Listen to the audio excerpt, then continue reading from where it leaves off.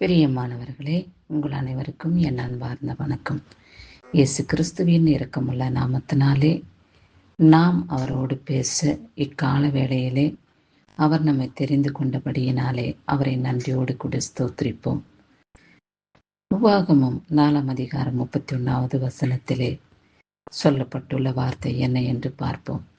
கர்த்தர் இரக்கமுள்ள தேவனாய் இருக்கிறபடியினால் அவர் உன்னை கைவிட மாட்டார், உன்னை மறக்கவும் மாட்டார் என்று சொல்லப்பட்டுள்ளது. அவர் நம் மீது மிகவும் இரக்கமுள்ளவராயிருக்கிறார், மனதுருக்கமுடையவராயிருக்கிறார். ஆகையாலே நாம் ஒருபொழுதும் மறப்பதும் இல்லை, அவர் நம்மை கைவிடுவதும் இல்லை என்று நமக்கு வாக்குறுதி கொடுத்திருக்கிறார். அவருடைய உண்மையான வார்த்தையை, சத்தியமுள்ள வார்த்தையை நாம் விசுவாசித்து அவரை நம்பி அவரை அண்டி வாழும் பொழுது ஒருபொழுதும் நமக்கு தோல்வியோ பிரச்சனையோ வேதனையோ துக்கமோ துயரமோ நம்மளை அணுகுவதில்லை. ஏனென்றால் என்னை நீ நம்பிவிட்டாய், என்னை நீ அண்டியிருக்கிறாய். ஆகையாலே எல்லாவற்றிலும் இருந்து நான் உனக்கு விடுதலை கொடுத்து பரிபூரணமான சுகபலனை கொடுத்து ஜீவனை கொடுத்து உன்னை என்னை அண்டையிலே சேர்த்து கொள்வேன் என்று மன உருக்கத்தோடு நம் ஒவ்வொருவரையும் பார்த்து கர்த்தர் பேசுகிறார். அவருடைய வார்த்தையை நம்பி நாம் வாழும் பொழுது அவருடைய இரக்கங்களுக்கு முடிவில்லாத பேரின்ப ஆசீர்வாதங்களை நாம் பெற்றுக்கொள்வோம். அவர் இரக்கமுள்ளவராய் இருந்தபடியினால்தான் இந்த பூமியிலே அவர் அவதரித்தார். பல பாடுகளை அனுபவித்தார், பல துக்கங்களை சுமந்து வந்தார். இருந்த போதிலும் கூட அவைகள் அவருடைய பார்வையிலே ஒரு பொருட்டாக எண்ணாமல் நம்மை மீட்டெடுக்க வேண்டும், சாத்தான் பிடியிலிருந்து நம்மளை விடுவிக்க வேண்டும் என்பதே அவருடைய நோக்கமாயிருந்தது. கை கால்களில் ஆணிகள் அடிக்கப்பட்டன, தலையிலே முற்கிரீடம் சூட்டப்பட்டன, விழாவிலே குத்தப்பட்டன. சிலுவையில் மரத்தை தொங்கி இயேசு நம்முடைய ஜீவனை மீட்டு கொண்டார். அப்பேற்பட்ட தெய்வத்தை நாம் மறக்காமல் நாம் அவருக்கு நன்றி செலுத்தக்கூடியவர்களாக வாழ்வோம். அவருடைய அன்பு மகா பெரியது என்று நாம் அவரை துதித்து வணங்கி போற்றி வருவோம்.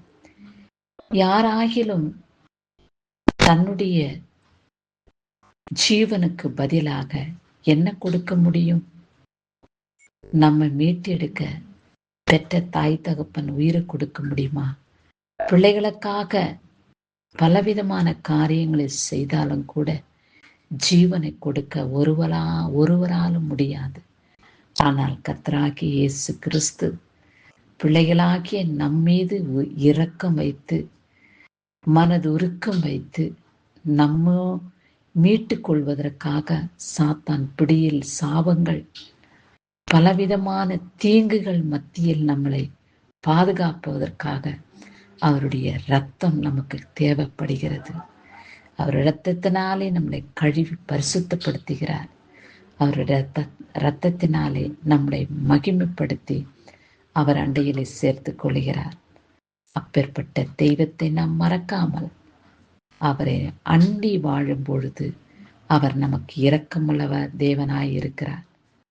அவர் உன்னை கைவிடாத, உன்னை மறக்காமல் தன் அண்டையிலே சேர்த்து கொள்ளுகிற தகப்பனாக தாயாக அவர் நம்மை அரவணைத்து பாதுகாக்கிற தெய்வமாக அவர் நமக்கு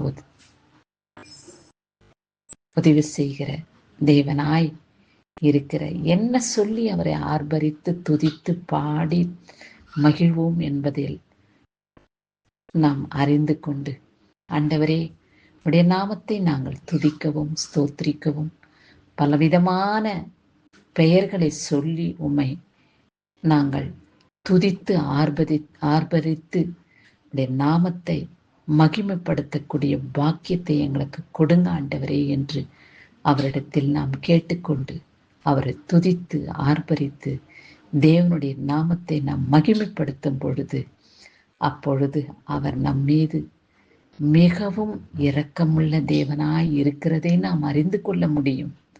அவர் நம்மீது வைத்திருக்கிற பாசத்தை அவர் நம்முடைய வாழ்க்கையிலே வெளிப்படும் பொழுது நாம் அவருக்கு சாட்சியாய் இருக்க வேண்டும். அவருக்கு பிரயோஜனப்படக்கூடிய கருவிகளாய் நிலைத்திருக்க வேண்டும். இந்நாளிலே பிறந்த நாளையும் திருமண நாளையும் காண்கின்றவர்களை கர்த்தர் ஆசீர்வதிக்கவே ஆசீர்வதித்து காத்து ரட்சித்துக் கொள்வாராக. பல திருமண நாளையும் பிறந்த நாளையும் அனுபவிக்க தீர்க்க ஆயுஸ் நாட்களை கொடுத்து உங்களை கர்த்தர் மகிமைப்படுத்தி அவருடைய ராஜ்யத்துக்கு சுத்தமுள்ளவராய் ஏற்றுக்கொள்வாராக. ஆமேன். கிறிஸ்துவுக்கு சதா காலங்களிலும் மகிமை உண்டாகட்டும்.